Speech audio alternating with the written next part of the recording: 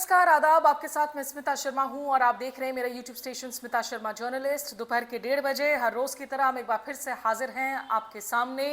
Iran युद्ध से जुड़ी हुई तमाम बड़ी अपडेट्स को लेकर। और आज पूरी दुनिया की नज़र बनी हुई है कि ईरान और अमेरिका के बीच में जो अंतरिम युद्ध विराम हुआ था 8 अप्रैल को और जिसकी मियाद खत्म होने जा रही है अमेरिकी समय अनुसार मंगलवार देर रात, यानी कि आप बुधवार हमारे समय अनुसार मान लीजिए। अब इसके बाद क्या होगा? क्या युद्ध एक बार फिर से शुरू हो जाएगा या फिर एक और एक्सटेंशन हासिल हो पाएगा इस डेडलाइन को लेकर? इस पर बात करती हूं, लेकिन सबसे पहले मैं दर्शकों को यह बता दूं कि डोनाल्ड ट्रंप भले ही जीत के बड़े बड़े दावे कर रहे हो कि ईरान के उन्होंने सेना को नेस्तनाबूद कर दिया, उनके परमाणु कार्यक्रम को ठिकाने लगा दिया है और धमकियां भी लगातार देते हैं कि अगर युद्ध फिर से शुरुआत हुई युद्ध की तो फिर वो ईरान के पुल, उनके सिविलियन इंफ्रास्ट्रक्चर, थर्मल प्लांट्स, हर चीज़ को जो है बिल्कुल बर्बाद कर देंगे, उस पर बॉम्बिंग कर देंगे। लेकिन डोनाल्ड ट्रंप ये युद्ध हार रहे हैं। क्यों हार रहे हैं? परसेप्शन की लड़ाई में निश्चित रूप से हार रहे हैं, और वो अंतर्राष्ट्रीय मंच पर हो जहां तमाम एक्सपर्ट्स, तमाम नेता यही मान रहे हैं कि भाई आपकी किरकिरी हो रही है क्योंकि आपने अभी तक जो है कोई भी ऑब्जेक्टिव्स को आप पूरा नहीं कर पाए हैं। ईरान के अंदर रिजीम चेंज नहीं कर पाए हैं, वहां कोई आम लोग सड़कों पर नहीं निकले हैं रिजीम के खिलाफ प्रदर्शन करने के लिए, और इस युद्ध को भी आप अभी तक समाप्त नहीं कर पाए हैं। 7वां हफ्ता जारी है जहां तक इस युद्ध का सवाल है, जिसकी शुरुआत हुई थी 28 फरवरी को। और अपने घरेलू मंच पर भी हार रहे हैं इस युद्ध को। एक तरफ ना केवल से विपक्षी नेता हैं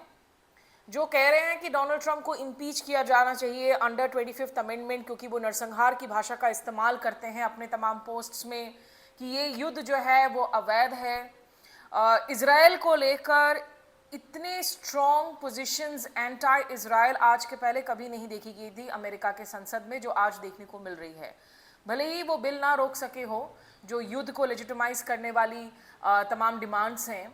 लेकिन लगातार सांसद वहाँ पर एंटी इजराइल स्टेटमेंट्स दे रहे हैं। डोनाल्ड ट्रंप के एलाइज भी ये स्टेटमेंट्स दे रहे हैं। यूरोपियन एलाइज हो, मार्क कार्नी हो, कियर स्टामर हो, ब्रिटेन के एंटनी एल्बनीजे हो, जॉर्जिया मेलोनी हो, पेड्रो सैंचेज हो, तमाम वर्ल्ड लीडर्स इस वक्त डोनाल्ड ट्रंप के खिलाफ खड़े हैं, सिवाय इजराइल के, क्योंकि इजराइल जाहिर सी बात है इज द वन जो कि इस युद्ध को लीड कर रहा है और जिसने डोनाल्ड ट्रंप को लपेटे में लिया हुआ है। लेकिन उससे ज़्यादा ज़रूरी बात है कि डोनाल्ड ट्रंप की अपनी जो पब्लिक है, घरेलू स्तर पर जो लोग हैं और आर्मी वेटरन्स हैं, वो ट्रंप के खिलाफ खुलकर बोलने लगे हैं, प्रदर्शन करने लगे हैं, और ये डोनाल्ड ट्रंप के लिए निश्चित रूप से चिंता का सबब है। सबसे पहले कुछ इन विजुअल्स को देखिए और फिर मैं बताती हूँ कि क्यों ये विजुअल्स इतने ज़रूरी हैं।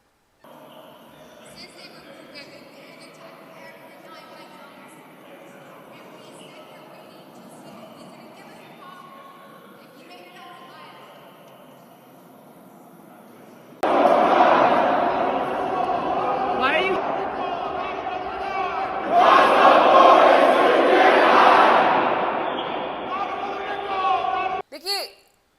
ये जो आपने अभी तस्वीरें देखी, ये दरअसल वॉशिंगटन डीसी के कैनन हाउस ऑफिस बिल्डिंग में यूएस आर्मी वेटरन्स के प्रदर्शन की तस्वीरें हैं। दर्जनों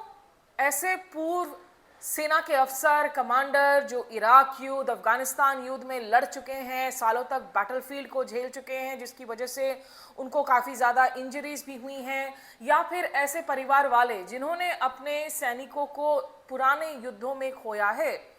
ये तमाम लोग ईरान वॉर के खिलाफ आकर आवाज़ उठा रहे हैं और बाकायदा प्लेकार्ड्स लेकर आए हैं कि आप ईरान वॉर को रोक दीजिए। इस दौरान इस डेमोन्स्ट्रेशन में बताया जा रहा है, जो अमेरिकन न्यूज़ मीडिया हाउसेस हैं उनके हिसाब से, कि कम से कम 62 लोगों को गिरफ्तार किया गया। काफ़ी सारे वेटरन ग्रुप्स इसमें शामिल थे, जैसे कि About Face, Center on Conscience and War, Veterans for Peace, Common Defense, the Fayetteville Resistance Coalition, Military Family Speak Out and 50501 Veterans. ये कैनन हाउस जो बिल्डिंग है उसमें बाकायदा ये आए अपने हाथों में ट्यूलिप फूल लेकर, क्योंकि वो ऑनर कर रहे हैं जो आम ईरानियंस, जिसमें कि बच्चे भी शामिल हैं, मिनाब स्कूल वाले, मेडिकल पर्सनल, स्टूडेंट्स, साइंटिस्ट, जो लोग मारे गए हैं इजरायली और अमेरिकी बमबारी में, सिविलियन इंफ्रास्ट्रक्चर में हुए तमाम हमलों की वजह से जो आम लोगों की जाने गई हैं, उनको ऑनर करने के लिए ये सारे अपने हाथों में ट्यूलिप्स लेकर आए थे और कह रहे थे कि and the war on Iran. इस युद्ध में आपको बता दें कि अभी तक कम से कम 13 अमेरिकी सोल्जर्स की जान जा चुकी है और अगर ये युद्ध की दोबारा से शुरुआत होती है तो निश्चित रूप से कैजुअलिटीज और भी कहीं ज्यादा जो हैं बढ़ जाएंगे। जो CCW फोरम है उन्होंने एक बयान जारी किया और उन्होंने कहा कि वो बेसिकली डिमांड कर रहे थे कि जो हाउस के स्पीकर हैं, अमेरिकी संसद के जो स्पीकर हैं माइक जॉनसन, वो उनसे मुलाकात करें, वो लोग उनको एक फ्लैग फोल्ड करके as a symbol of honour, जो लोग मारे गए हैं, जो शहीद हुए हैं इस युद्ध में, और साथ ही वो फूल वगैरह देकर और एक प्लेज देना चाहते थे कि ये युद्ध जिसकी शुरुआत हुई 28 फरवरी को, अब ये समाप्त हो जाएगा। लेकिन ये उनकी शर्त नहीं मानी गई और CCW के एग्जीक्यूटिव डायरेक्टर माइक प्राइसनर, जो इराक वॉर में लड़ चुके हैं, उन्होंने कहा कि ये जो युद्ध है ये ऑलरेडी बहुत अनपॉपुलर है और ये एक बड़ा संकट है ट्रंप एडमिनिस्ट्रेशन के लिए। तो आप सोचिए कि डोनाल्ड ट्रंप, जो कि इस युद्ध में जब उन्होंने प्रवेश किया, ऑलरेडी उनकी पॉपुलैरिटी बैक होम काफी कम थी। इराक वॉर वगैरह के दौरान कम से कम जॉर्ज बुश ने जब युद्ध की शुरुआत की थी, उनकी पॉपुलैरिटी, अप्रूवल रेटिंग्स हाई थी, बाद में वो घट गई। डोनाल्ड ट्रंप ऑलरेडी अपने घर में काफ़ी अनपॉपुलर चल रहे हैं, खास करके जो आइस के एंटी इमिग्रेशन क्रैकडाउन हो रहे थे या जो यूरोपियन एलाइज पर डेनमार्क को, ग्रीनलैंड को लेकर वो लगातार बयान दे रहे थे, कार्रवाई कर रहे थे। और उन सब के बीच में अब इस ईरान युद्ध से ऑलरेडी जो फटीग देखने को मिल रहा है, क्योंकि ये वही डोनाल्ड ट्रंप है जिन्होंने अपनी पूरी राजनीतिक करियर का एक बड़ा फाउंडेशन बनाया कि मैं नो वॉर प्रेसिडेंट हूं, मैं दूसरे अमेरिकी राष्ट्रपतियों की तरह किसी और इंटरनेशनल शोर पर एक और नए युद्ध की शुरुआत नहीं करूंगा, अमेरिकन बॉडी बैग्स को घर लेकर नहीं आऊंगा। ये बार बार डोनाल्ड ट्रंप ने एश्योरेंस दिया था, इसीलिए खुद उनकी जो कॉन्स्टिट्यूएंसी है, जिसे मागा वर्स कहते हैं, वहां पर भी लोग बेहद नाराज हैं। उनके बहुत सारे पुराने सपोर्टर्स हैं जो या तो आज रिपब्लिकन पार्टी में नहीं हैं, जैसे कि मार्जरी टेलर ग्रीन, या फिर इंडिपेंडेंट जो कमेंटेटर्स हैं जैसे टकर कार्लसन, मेगन केली, ये तमाम लोग भी आज डोनाल्ड ट्रंप के खिलाफ खुलकर बातें करते हैं। इस युद्ध के खिलाफ उन्होंने पोजीशंस ली है और कह रहे हैं कि अमेरिका जबरदस्ती इजराइल के बिहाफ पर युद्ध लड़ रहा है, जो गलत है। बहुत सारे डेमोक्रेटिक सेनेटर्स हैं जो कि विपक्षी पार्टी के हैं और वो कह रहे हैं कि आपको अमेरिका फर्स्ट की नीति अपनानी है, ना कि इजराइल फर्स्ट। आप इजराइल के एक कॉलोनियल वेसल स्टेट के जैसे आप ऑपरेट मत कीजिए। तो आप सोचिए, जिन अमेरिकी सैनिकों को अमेरिका इतना ज़्यादा हेल करता है, उनके लिए बहुत बेनिफिट्स दिए जाते हैं, बहुत ज़्यादा जो है रिस्पेक्ट है, अमेरिकन वेटरन्स के लिए वेटरन डेज वगैरह सेलिब्रेट किए जाते हैं, उनको किस तरीके से गिरफ्तार किया गया है इन प्रोटेस्ट्स के दौरान, जहां पर वो कह रहे थे ईरान वॉर को बंद करो। बहरहाल, जैसे मैंने शुरू में कहा कि मियाद खत्म होने वाली है। जो समझौता हुआ था एक अंतरिम युद्ध विराम को लेकर 8 अप्रैल को, जिसमें पीछे से मध्यस्थता बार बार पाकिस्तान की तरफ से हो रहा है, और उसके बाद हमने देखा कि इस्लामाबाद में टॉक्स हुए, जिसका नेतृत्व JD वैंस ने किया अमेरिका की तरफ से। उनके डेलीगेशन में जारेड कुशनर और स्टीव विटकॉफ शामिल थे। तो दूसरी ओर सैयद अब्बास अराक्ची, जो कि ईरान के विदेश मंत्री हैं, उनके जो स्पीकर हैं गालिबाफ, ये तमाम लोग शामिल थे ईरान के डेलीगेशन में। बातचीत का नतीजा तो नहीं निकला था, 21 घंटे तक बातचीत चली थी, जिस दौरान लगातार JD वैंस अपने वॉशिंगटन DC में मार्को रूबियो जो सेक्रेटरी ऑफ स्टेट हैं, पीट हेग्सेट जो सेक्रेटरी ऑफ वॉर है, इन लोगों से कॉन्टैक्ट में थे।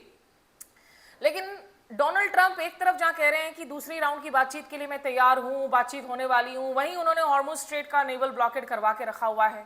और अमेरिकी नेवल ब्लॉकेड की वजह से जो एक दिन पहले ईरान की एक कार्गो वेसल टूस्का पर जिस तरीके से रेड हुआ नेवल ब्लॉकेड की तरह से और उनको कैप्चर किया गया, हालांकि अब डोनाल्ड ट्रंप की तरफ से दावा किया जा रहा है कि इस शिप में बहुत हाई कंटेनमेंट है, बहुत हाई जो है कैपेसिटी ऑफ केमिकल्स और दूसरे प्रोडक्ट्स लाए जा रहे थे चीन से, जिनका इस्तेमाल रिपोर्टेडली बैलिस्टिक मिसाइल्स वगैरह बनाने के लिए किया जाता है। ये ट्रम्प की ओर से दावा किया जा रहा है, जिसको ऑब्वियसली लोग इंडिपेंडेंटली तो वेरीफाई नहीं कर सकते हैं। लेकिन यूएस सेंटकॉम की तरफ से लगातार विजुअल्स जारी किए जा रहे हैं कि हॉर्मुज स्ट्रेट का हमने ब्लॉकेड कर रखा है, कम से कम 27 जहाज़ों को हमने लौटने के लिए जो है मजबूर कर दिया है। टूस्का को गल्फ ऑफ ओमान में रोका गया था, जिसमें कहा गया था कि 6 घंटे तक फेस ऑफ हुई थी, मल्टीपल वार्निंग्स दिए गए थे। जब वो नहीं रुका तब उसको जो है मरीन्स उस जहाज में उतारे गए और उसको कैप्चर किया गया, सीज किया गया, उस पर रेड्स जारी है। और ईरान ने कहा कि हम इसका बदला जरूर लेंगे। लेकिन देखिए, ये बातचीत होने के लिए दो चीजें बहुत जरूरी है। सबसे जरूरी है विश्वास।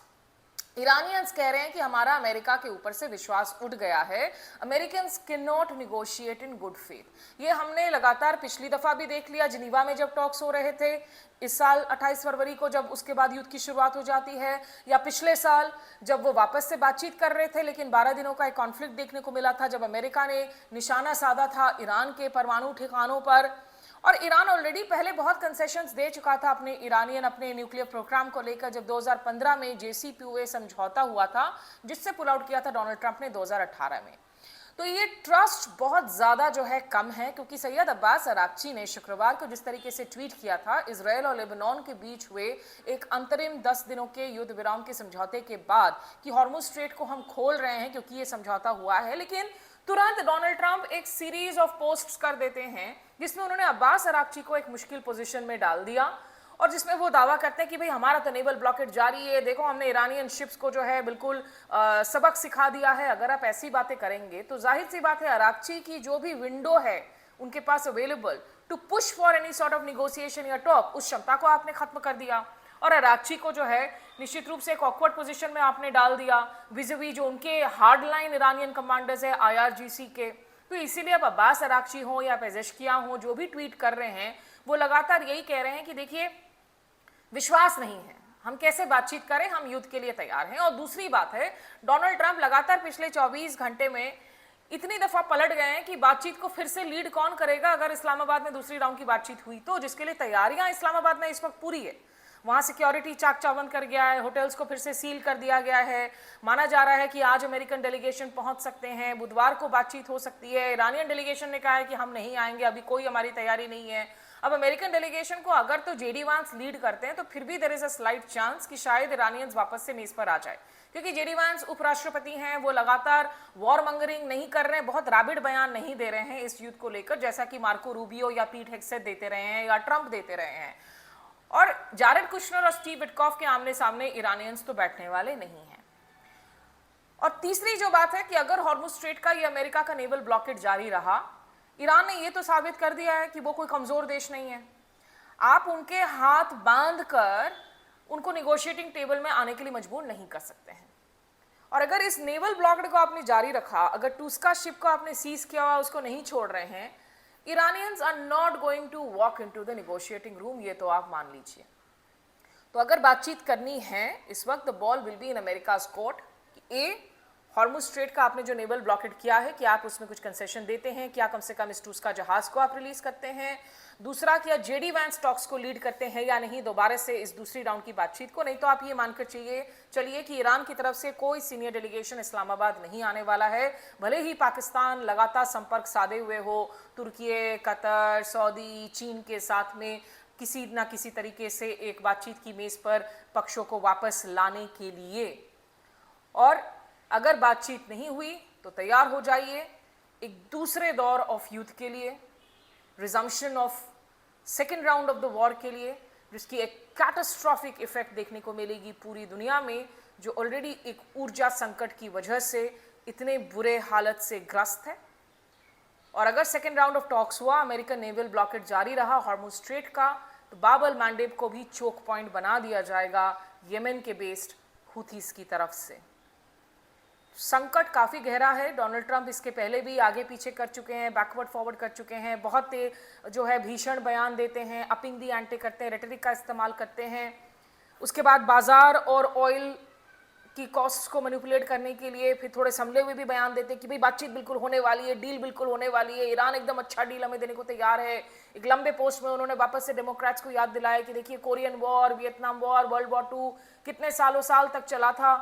अफगानिस्तान वॉर, लेकिन हम जो है हमने तो नहीं कहा कि 6 हफ्ते में हम बिल्कुल जो है युद्ध को ख़त्म कर देंगे, पर हमारी सैन्य ऑब्जेक्टिव्स पूरी हो रही हैं, तो जस्टिफाई कर रहे हैं कि क्यों अभी तक वो इस युद्ध में बने हुए हैं, क्योंकि उनके अपनी कंस्टिट्यूएंसी से सवाल पूछा जा रहा है कि आप इस युद्ध में शामिल क्यों हुए, ये युद्ध क्यों जारी है और इस युद्ध में आखिर क्या होगा। फिर से कह रही हूँ, अगर जेडी वांस नहीं आते हैं इस्लामाबाद, अगर हॉर्मुज स्ट्रेट में अमेरिकन नेवल ब्लॉकेट जारी रहता है, तो मुमकिन नहीं है कि ईरानियंस वापस पाकिस्तान लौटेंगे, क्योंकि अब पाकिस्तान की जो अश्योरेंसेस भी आ रही हैं उस पर भी उनको भरोसा करना मुश्किल हो जाएगा। यहाँ at the heart of these talks is the issue of trust, और ईरानियंस को नहीं लगता है कि Americans in good faith negotiate कर पाएंगे। तमाम अपडेट्स पर नजर बनी रहेगी, आगे भी आप तक मैं ये अपडेट शेयर करूंगी, और अपना बेल आइकन नोटिफिकेशन जरूर प्रेस कीजिए कंटेंट अलर्ट के लिए। अभी के लिए बस इतना ही, नमस्कार, आदाब।